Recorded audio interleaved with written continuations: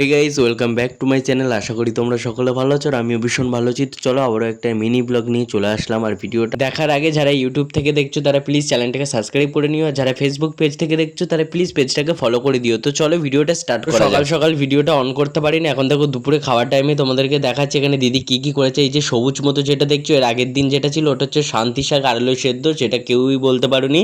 আর এটা হচ্ছে কুমড়ো গাছ, অনেকেই চেনো যে কুমড়ো শাকের পাতাগুলো হয়, সেটা সেদ্ধ করে আলু দিয়ে সুন্দর করে মাখিয়েছে। আমার তো ভীষণ টেস্ট লেগেছে, আর তোমরা একবার বাড়িতে ট্রাই করে দেখতে পারো। কেউ যদি খাওয়ার পরে কিন্তু আমাকে অবশ্যই কমেন্ট করে যাবে। আর এখানে দেখো দিদি ডাল আলু ভাজা করেছে, আর এই ডালের সাথে গন্ধরাজ লেবু মিশিয়ে অসাধারণ সুন্দর খেতে লাগে। আর এখানে দেখো দিদি মাংস করেছে, আর দিদি কিন্তু মাংস এত ঝোল করে না। আজকে প্রচুর পরিমাণে গরম পড়েছিল, সেই কারণে দিদি ঝোল ঝোল রান্না করেছিল, নাহলে সবসময় কষা কষা। আর এই গরমের মধ্যে তো একদম কষা মাংস খাওয়া যায় না, এরকম পাতলা ঝোলই ঠিক আছে। আর এরকম খেতেও বেশ অনেক সময় ভালো লাগে। তোমাদের সাথে গরমের কথা বলতে বলতে দেখো এখানে প্রচুর পরিমাণে বৃষ্টি চলে এসেছিল।